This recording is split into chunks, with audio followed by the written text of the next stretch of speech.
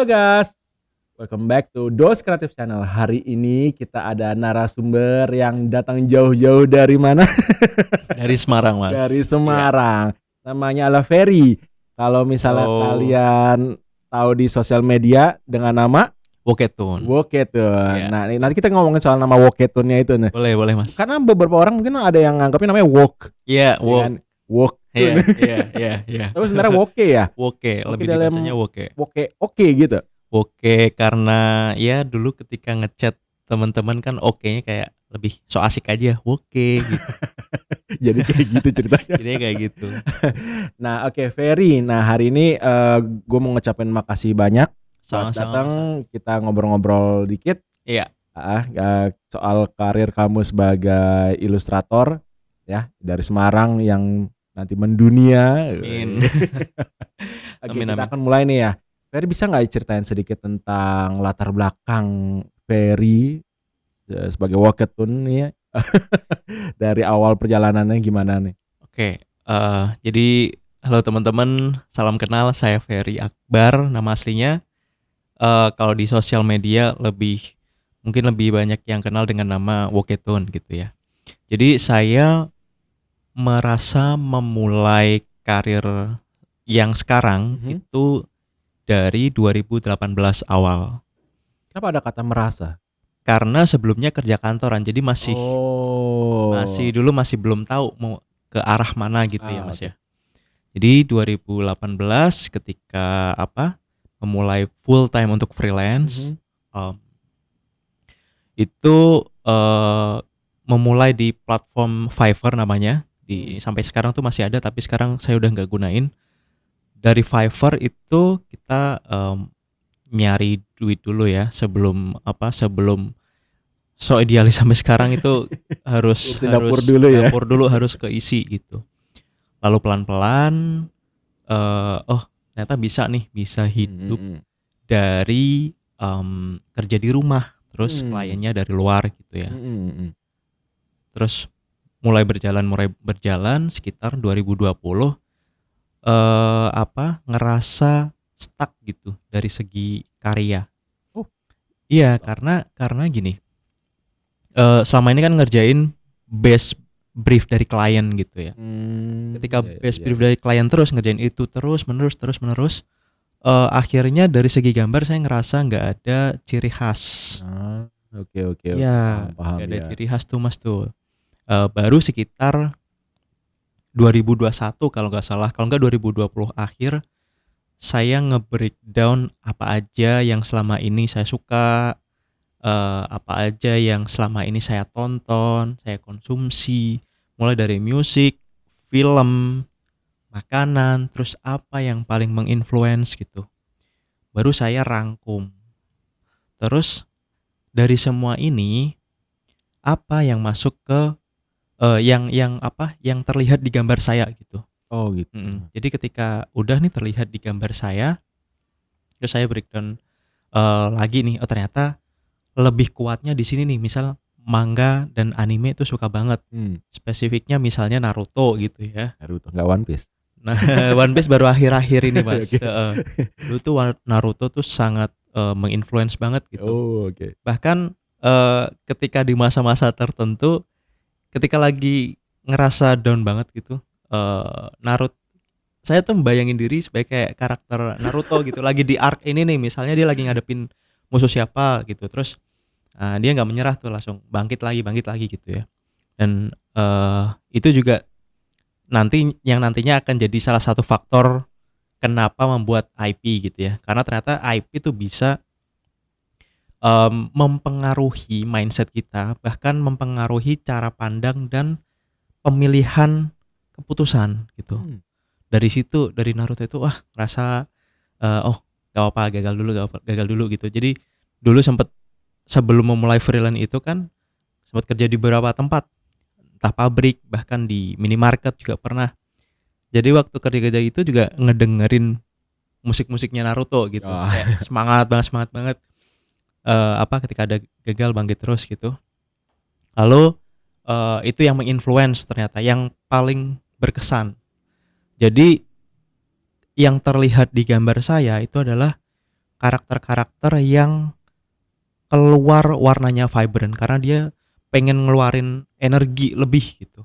Bahkan ada banyak juga yang matanya yang sekarang kan kayak keluar powernya atau petirnya Iya, gitu. iya. Jadi sebenarnya kayak pengen mengunleash ekspresi atau apa yang dia rasain gitu sebenarnya. Yang itu ternyata kebentuk secara tidak sadar. Baru 2021 itu berubah nama jadi Woketun, terus mulai berjalan lagi. Style sudah nih gitu. Style udah, terus apalagi ya? Kayak bosen gitu, bosen terus kepikiran baru mau buat karakter. Kayak lucu nih buat karakter gitu. Terus saya ingetnya entah nama Woketun atau IP ini yang saya buat itu ingetnya kata-kata ini Raditya Dika gitu ya. Apa tuh?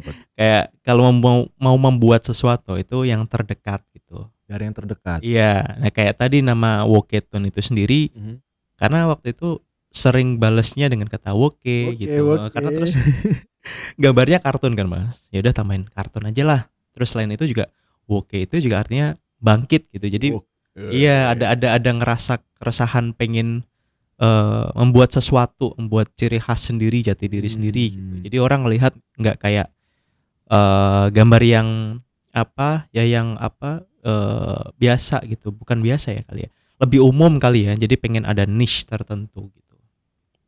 Lalu buat Wokeboy lah. Nah Wokeboy ini juga sama ceritanya dari kucing saya kan, itu Wokeboy karakternya ada kucing. Iya. Di rumah melihara kucing kan kebetulan. Terus kucing apa nih yang mempresentasikan diri saya nih misalnya. Kucing dia pakai headset karena headset ini maksud saya kayak dia asik dengan dunia sendiri gitu. Dia mendengarkan dunia sendiri gitu, mendengarkan musik kan. Terus ekspresinya dia senyum lebar tapi juga ambisius gitu. Jadi matanya tajam gitu. Dia senyum lebar karena dia ambisinya gede banget, tapi dia juga have fun dengan untuk mencapai itu dia juga have fun.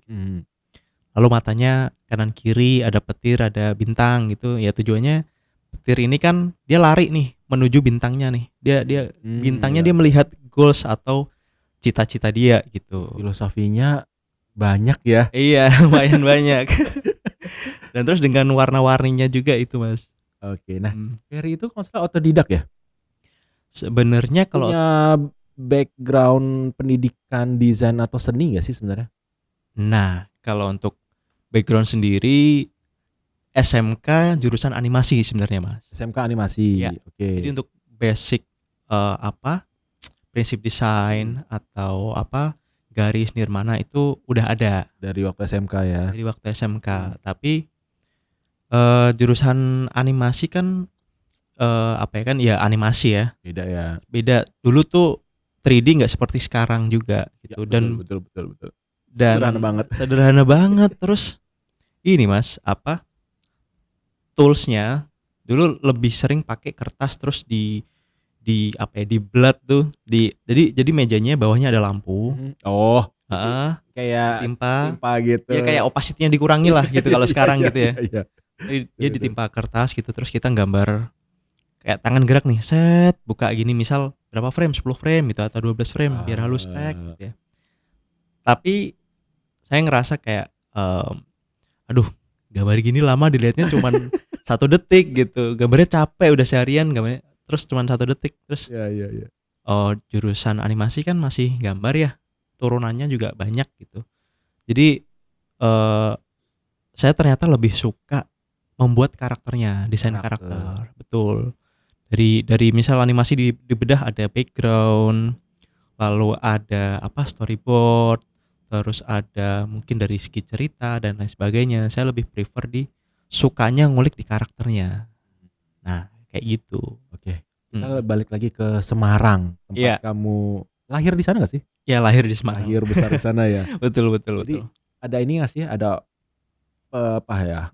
pengaruhnya kah, efeknya kah, atau bagaimana kota tempat kamu lahir itu tuh membawa ke gaya ilustrasi kamu saat ini? Ada nggak sebenarnya?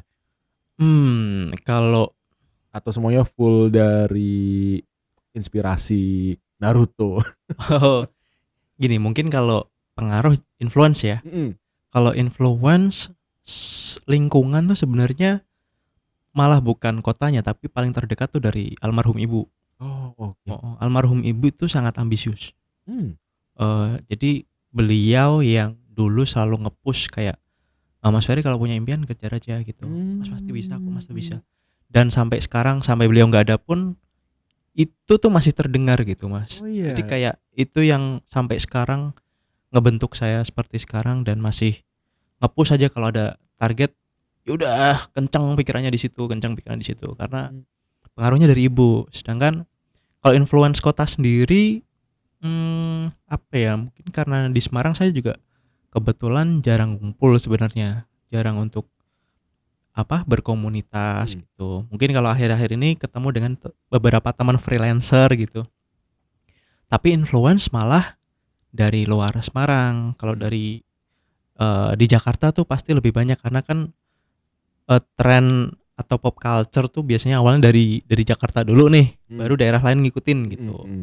Nah, dari situ dari ngincer bukan ngincer, influence-nya dari Jakarta, tapi yang ngebentuk style karyanya lebih beragam lagi dari luar juga, dari tadi anime, manga gitu. Oke, kalau misalnya seniman favoritnya nih atau yang jadi yang very look up itu tuh jadi inspirasi itu siapa? Nah, ini saya selalu pasti jawabnya yang pertama tuh Bang Muklai. Wih, Muklai.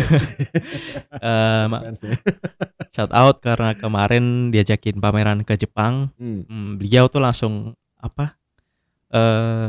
kalau dia ngerasa ngeliat seseorang kayaknya asik nih, terus ya udah diajakin langsung gitu tanpa babibu gitu ya. Iya, langsung diajakin. Hai, aku Waketun. Kali ini aku menuju Tokyo untuk ikut All the Small Things yang diinisiasi oleh Muklai. Dari persiapan di Indonesia hingga setup di venue, semuanya jadi pengalaman yang sangat menyenangkan. Saat opening, aku bertemu banyak artis keren dan pengunjung lain yang sedang menikmati karya kami. Thank you Tokyo, thanks all the small things. Iya, dan beliau juga lebih ke role model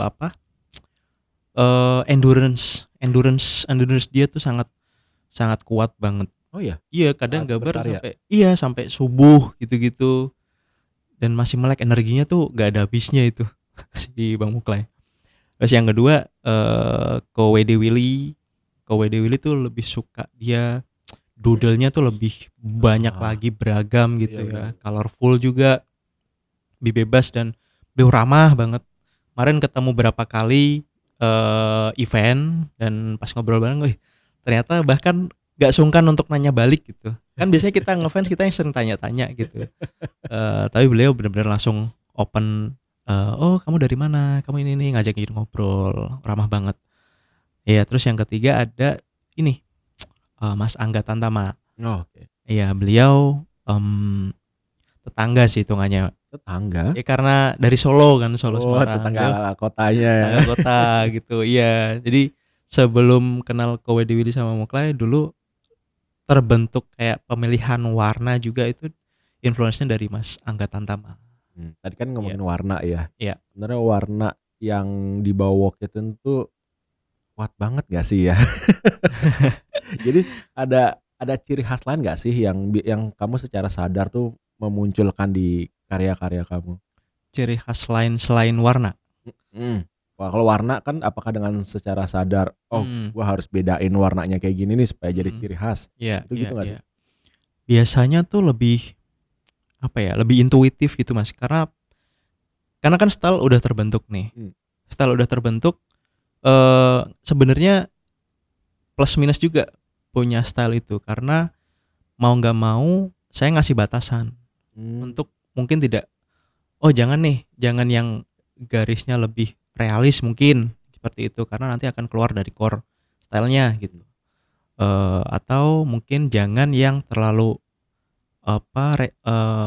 lebih detail-detail gitu atau lebih dark gitu. Nah, jadi setelah membatasi itu mulai terbiasa untuk memilih warna-warna tertentu gitu, kayak secara otomatis tek gitu.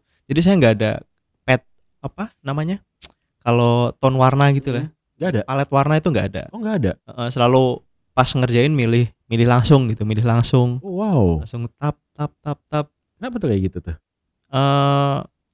Sebenarnya kurang suka terlalu kaku gitu loh, Mas. Jadi kayak tiap buat karya baru tuh harus kalau bisa jangan ada pengaruh dari karya yang sebelumnya. Misal dari kayak warna ini udah dipakai nih gitu. Iya. Gitu. Walaupun nanti ending-endingnya kayak mirip-mirip gitu, tapi kayak pas pemilihan prosesnya itu lebih lebih bebas aja ngerasanya. Nah, terus milih warna biasanya saya coloring tuh jujur pakai mouse malah, bukan pakai iPad full gambarnya. Mouse. Iya. Sampai sekarang nggak sih? Sampai sekarang, Mas. Sampai sekarang? Iya. Karena tangan kan keringetan kan. Tangan keringetan. Ini gambar lama-lama di iPad itu kurang nyaman. Jadi cuman untuk sketsa aja gitu. Kadang sampai line art. Terus udah coloringnya di Photoshop, di laptop gitu ya. Nah, lebih nyaman ceklak-ceklikan enak gitu. Walaupun lebih prosesnya lebih panjang dikit gitu.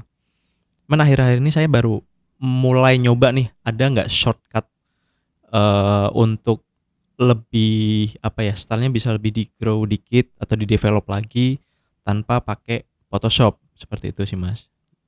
Oke. Nah, ya kalau kita ngelihat karya Walkathon kamu nih, Ferry, kamu ngerasa ini nggak sih dari titik balik dari titik awal kamu mulai berkarya sampai sekarang tuh kamu bisa melihat nggak sih kayak titik balik dalam karir kamu tuh pas kapan tuh sebenarnya sih?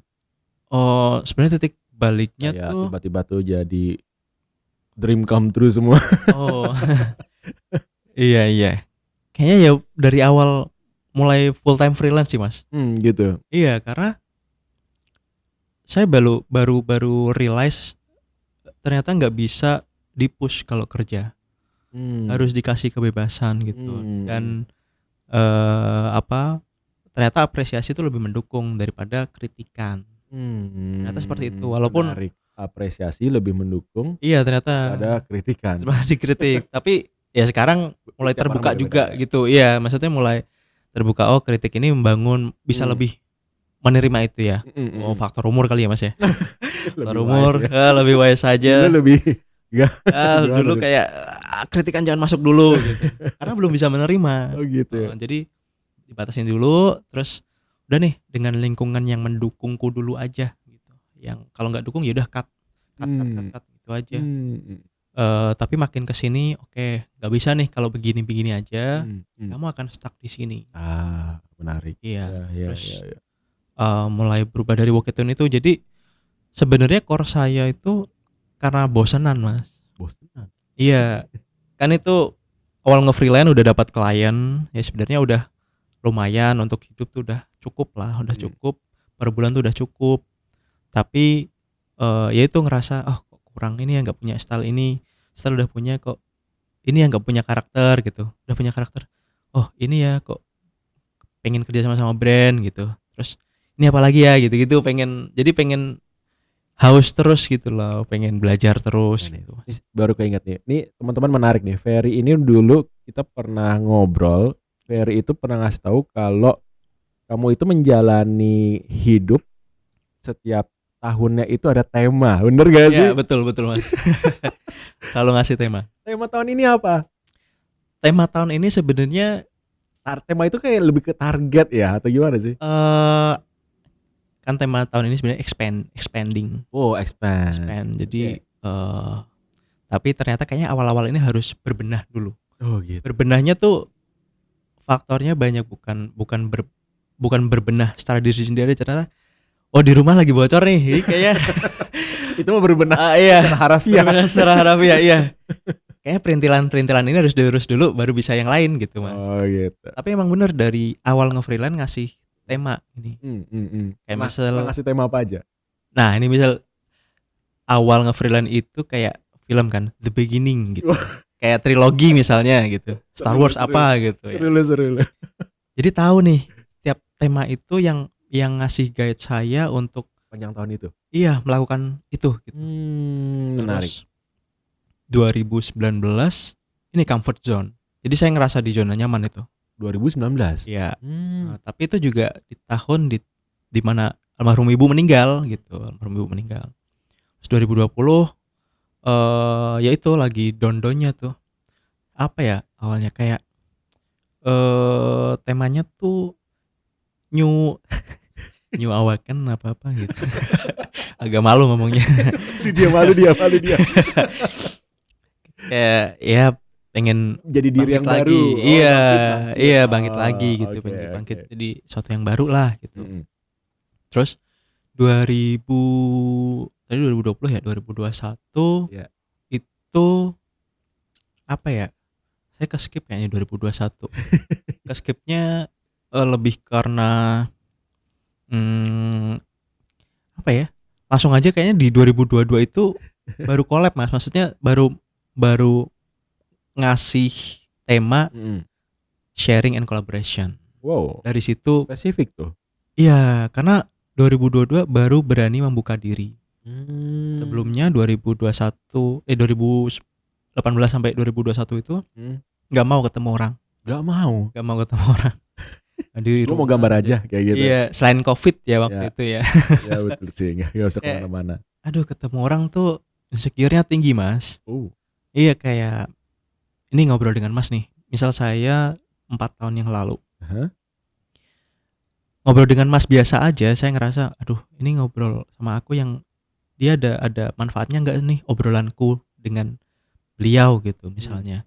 Terus dia pas buka pintu, misal Mas keluar, mikir nggak sih kok aku ngobrol sama dia nggak buang-buang waktu gitu. Jadi pikirannya tuh kemana-mana sendiri. Sampai kadang ketemu orang udah apa ya, udah getar gitu loh badannya Mas, udah keringat dingin gitu kayak padahal dia nggak ngapa-ngapain. Oh my god.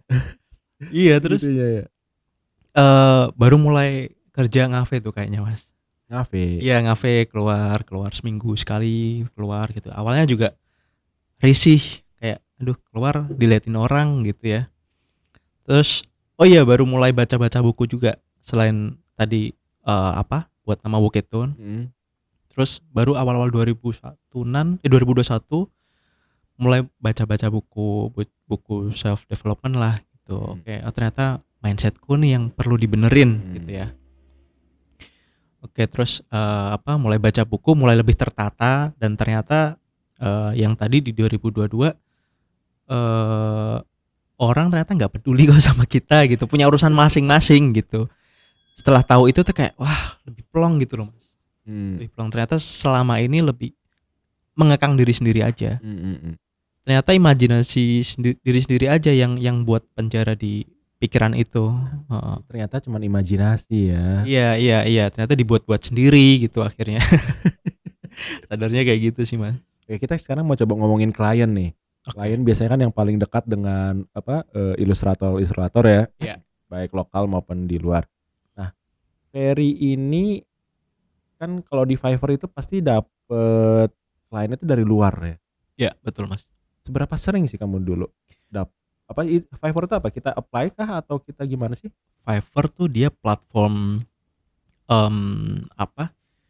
kayak Tokopedia tapi dia jasa. Oh, jasa. Oh. Jadi sebenarnya nggak cuman gambar, ada apa namanya? Ada dubbing, ada artikel, bahkan jasa yang agak absurd tuh juga banyak Mas. Sampai jasa jadi gini, misal tempatnya kita yang buka jasa misalnya. Ini dekat satu tempat ibadah tertentu. Yang itu terkenal. Terus dia akan membuka jasa. Aku akan mendoakanmu di tempat ibadah ini gitu. Dengan harga $5. Oke gitu. Iya kayak wow, bisa ya gitu loh. Kayak semuanya bisa kalau kita tahu celahnya, semuanya bisa dijual kok gitu. Bahkan orang yang aku akan menari ketika kamu ulang tahun gitu, dia ngirim videonya. Iya, gitu. ada ngirim videonya. Karena kan juga entah lucu-lucuan atau emang dia pengen dirayain aja gitu. Kan orang beda-beda ya. Dan itu ada marketnya. Kalau Ferry jualan apa di sana? Oh, kalau saya dulu pasti gambar ya Mas ya. Gambar itu di 2019. Gambar dulu itu chibi. Ke chibi, kartun. Dan itu saya dulu buka gigs ya namanya. Di Fiverr itu gigs, kita buka kayak dagangan kita, jasa kita apa itu gigsnya. Terus gig saya tuh I will draw any cartoon character in any style. Jadi saya saking butuhnya duit ya Mas. Pokoknya style apa aja Ajar, digas gitu ya. Oke. Pokoknya digas dulu gitu. Nah dulu juga sebenarnya memang nggak tahu ini salah apa benar. Jadi ketika ngelihat style orang tertentu yang bagus banget menurutku, aku coba untuk buat nih. Kalau udah bisa, ngelihat yang lain ngikut gitu Mas. Jadi ada seperti itunya. Lalu ya udah pelan-pelan dari Fiverr itu cuman kayaknya sampai 2021 aja sih Mas. Apa pencapaian yang kamu dapetin paling besar saat di Fiverr? Di Fiverr tuh ngomongin nominal nih berarti Mas. Sebenarnya Project-nya dulu deh, nanti project baru nominal. Project tuh Nominal boleh dong supaya nanti teman-teman yang ilustrator nih kisaran ya. dulu tuh sebenarnya sempet, kalau saya di Fiverr, jadi ini jangan ditiru ya teman-teman. Jadi saya tuh buat akun Fiverr beberapa kali. Ya, karena di ban. Oh. Karena ketika buat dalam beberapa bulan naiknya kenceng. Saya nggak bisa handle tapi terima terus. Oh gitu. Ya kayak duit masuk gitu terus. Akhirnya akhirnya performa drop kan. Karena tidak bisa ekspektasi klien ya. Klien entah dari quality, entah dari time management mulai berantakan. Itu harus hati-hati ya. Betul, itu harus hati-hati. Apalagi freelancer gini kan, full time kan nggak ada yang ngasih jadwal ya. Kita yang harus ngatur sendiri jadwalnya gitu.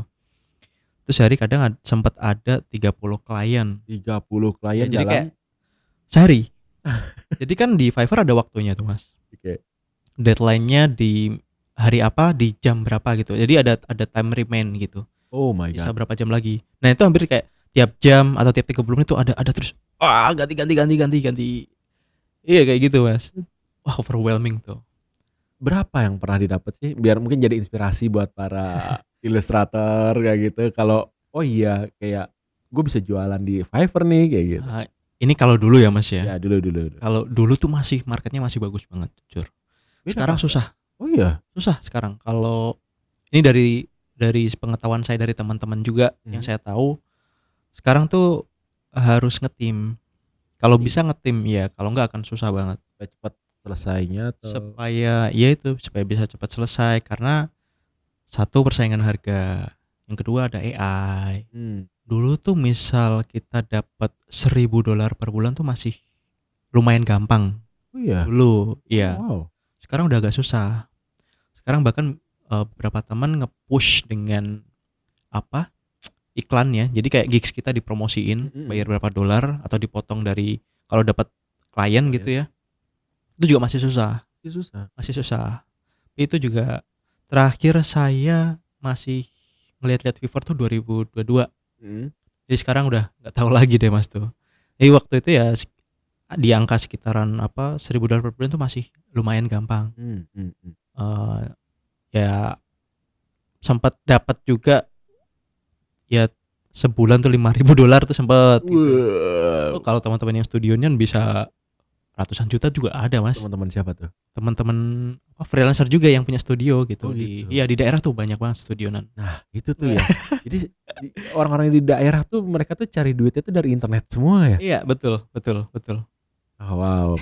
Kenapa yang di Jakarta nggak sebanyak itu ya? Karena kayaknya faktor lingkungannya berbeda Mas. Kenapa tuh? Nah ini menarik. Kalau saya ngelihat ya, karena saya sendiri dari daerah tapi sering main ke sini. Iya. Nah, saya ngelihat memang di sini lebih agensi kan. Lebih seringnya apply-nya di agensi gitu, dan jarang yang sepengetahuan saya teman-teman gitu ya. Itu apply-nya agensi, kalau enggak project-nya dari teman ke teman gitu.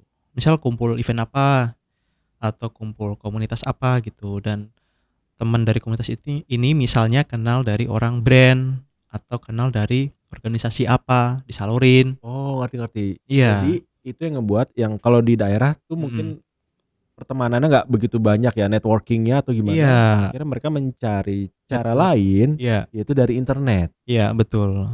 Saya seperti itu. Karena kalau daerah juga kesempatannya nggak segede di sini gitu. Eventnya jarang banget. Terus peluangnya juga lebih terbatas. Itu mau nggak mau yang ada internet dimanfaatkan dari situ, Mas. Dan mereka fokus di situ. Iya, betul. Banyak yang fokus. Justru di kota besarnya malah nggak fokus di situ. Iya. Kayak pada lu tahu nggak sih ada gitu loh, tapi mereka. Tapi sekarang mulai banyak kok teman-teman ilustrator di Jakarta yang freelance dapat dari luar juga udah banyak sih.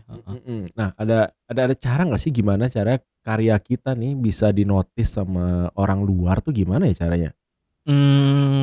Kalau sekarang sih kan saya pakai Instagram aja ya, Mas ya. Dari Instagram aja cukup nggak sih? Cukup banget. Sekarang malah Instagram aja, nggak ada platform lain, Mas. Oh, oke. Karena ya itu tadi kalau misal mau dinotis. Nah, dinotisnya ini harus tahu nih capability kita, gambar kita ini peruntukannya untuk apa? Peruntukannya. Iya. Karena setiap ilustrator pasti beda-beda ciri khasnya kan ya. Iya. Entah ciri khas, entah dia misalnya mau menjual karakter anime gitu ya. Dan ya nggak apa-apa kalau misal ini luar konteks hak cipta ya. Tapi kalau misal teman-teman mau itu gitu ya, caranya ya coba buat kaos-kaos anime yang lagi hype kayak Jujutsu Kaisen atau Demon Slayer gitu. Kalau One Piece tahu saya tuh malah hak ciptanya gratis. Iya, karena Oda kreatornya sendiri makanya Lord Oda yang bilang Lord Oda yang bilang kayak ngebebasin untuk orang. Masa sih? Iya, Mas, saya pernah baca artikel. Tapi nanti tolong dikoreksi aja ya. Bener loh katanya. Saya pernah baca artikel. Iya. Wow, bebasin. Dia udah terlalu kaya soalnya. Mangaka terkaya di dunia itu dia katanya. Kalau enggak misalnya spesifiknya di gaming gitu ya. Gaming bisa di Twitch. Kalau enggak spesifik lagi. Jadi kan gambar tuh turunannya banyak banget ya. Entah turunan dari style gambar, turunan dari platformnya. Misal mau serius di YouTube aja nih bisa YouTube banner. Mau di Twitch bisa banyak. Chibi kan turunan gambar lagi, turunan style ya. Ada chibi, ada yang realis, ada yang dark art, dark illustration gitu-gitu. Jadi kalau udah tahu nih mau kemana, ya udah difokusin di situ. Udah difokusin nih, udah tahu stylenya. Kalau saya sendiri misalnya stylenya kartun tapi saya juga suka brand-brand, suka anime. Ya udah itu yang dibuat yang dari karakter-karakter yang misal udah ada atau terkenal, kita coba buat fan artnya aja. Fan artnya. Tapi nggak dijual. Kalau saya gitu, jangan dijual karena itu lebih ke ngelatih skill sih, Mas. Karena satu ngelatih skill, kedua kita have fun karena kita suka membuatnya betul, gitu. Ya. Nah ini yang kedua ini justru yang paling saya lakukan terus menerus. Buat atau gambar sesuatu karena suka. Ya, karena ketika suka itu jujur kan. Kejujuran itu kan tulus kan keluar gitu. Jadi warnanya atau orang lebih dapat nanti ya. Iya. Dari situ malah kebanyakan kesempatan itu datang sendiri gitu. Ada yang gambar saya 2022 saya gambar sendiri karena saya jadi gambar doodle. Saya sendiri pas hari ulang tahun gitu ya. Gambar ada doodle-nya gini, terus udah setahun kemudian ada calon klien nih yang butuh pengen digambarin produknya seperti itu. Dan jalan sampai sekarang udah setahunan. Oh iya. Iya, jadi kayak ya buat aja gitu, kita nggak pernah tahu nanti datangnya dari arah mana. Nah itu dia. Yang jangan dilakukan adalah nggak gambar-gambar gitu ya. Yang dilakukan ya scroll terus gak gambar. Oke Ferry nih, kita sampai di ujung nih, kita mau nanya kamu punya strategi khusus nggak sih yang kamu gunakan untuk memasarkan karya? Atau bangun personal brand ya? Pertama Waketun atau diri kamu sendiri. Sebenarnya kamu nge-branding diri kamu sendiri atau nge-branding Waketun ya? Sebenarnya kalau ditanya gitu ya kayaknya satu entitas gitu, Mas. Gitu ya. Entitas. Tapi untuk wujud visualnya jadi Wokeboy. Tapi kalau saya ngenalin diri, saya Ferry Waketun gitu ya. Gitu. Kalau orang manggil Woketun itu juga nggak masalah gitu. Yang penting si Woketunnya ini lebih dikenal. Karena kayaknya kalau Ferry itu kurang berbekas ya namanya. Jadi itu terus tadi branding ya. Tadi branding Gimana tuh, caranya branding? Punya strategi khusus gak sih? branding tuh kalau saya sih jujur nggak ada ya Mas ya. Oh, enggak ada. Iya nggak ada sama sekali. Heeh. Jadi gini, karena saya orangnya bosenan. Heeh. Bahkan tiap hari tuh saya nggak bisa kerja di tempat yang sama, harus pindah. Terus mood hari ini pengen buat apa gitu ya. Jadi trik saya untuk bisa tetap selesai semua, saya mencoba banyak variasi kerjaan. Misal hari ini di kafe ini, aku mau ngerjain ini. Besoknya nggak bisa di kafe itu, karena kemarin udah nih agak bosan suasananya gitu ya. Oh gitu. Terus ada ritual dulu kayak entah nonton anime atau baca buku. Jadi itu yang nge-warming up pikiran saya gitu sebelum ngerjain kerjaan gitu. Jadi ketika udah nih ada inspire yang masuk, udah lumayan kayak trigger. Mulai. Iya, gitu. langsung baru bisa mulai gitu. Dan kalau personal branding tadi nyambungnya saya selalu ngerjain yang saya suka aja, Mas. Yang suka. Iya, entah misal ini karakter nggak terlalu terkenal atau style yang nggak terlalu disuka, ya udah saya suka kok gitu. Yang penting kalau ngerjain sesuatu saya suka dulu, baru orang lain gitu. Orang lain juga kalau apresiasi bersyukur, kalau enggak ya mungkin bisa evaluasi, cari titik tengahnya juga bisa. Seperti itu Mas. Oke guys, itu dia tadi Ferry Akbar ya, atau Woketun. Kamu punya rencana apa ke depannya nanti? Woketun itu mau diapain? Nah itu plan sendiri untuk bahkan 5 tahun itu sebenarnya belum ada ya Mas ya. Belum tahu ya. Belum tahu. Tapi tiap tahun tadi ada. Oh gitu. Tahu mau ngapain gitu. Kalau target tahun ini sih berdoanya misal bisa kontrak sama beberapa brand gitu ya.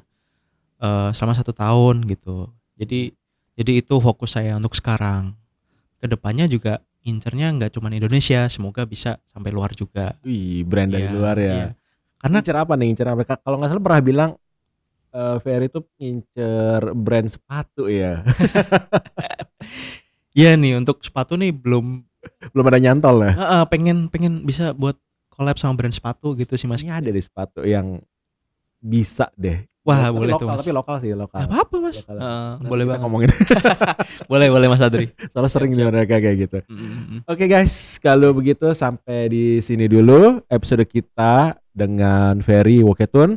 Kalau kamu suka video kita, jangan lupa di like, di subscribe, dan jangan lupa ya komentar di video kita. Apakah kamu ilustrator juga seperti Ferry atau tidak? Oke. Kalau gitu sampai sini dulu. Dose out. Bye. Bye. Thank you.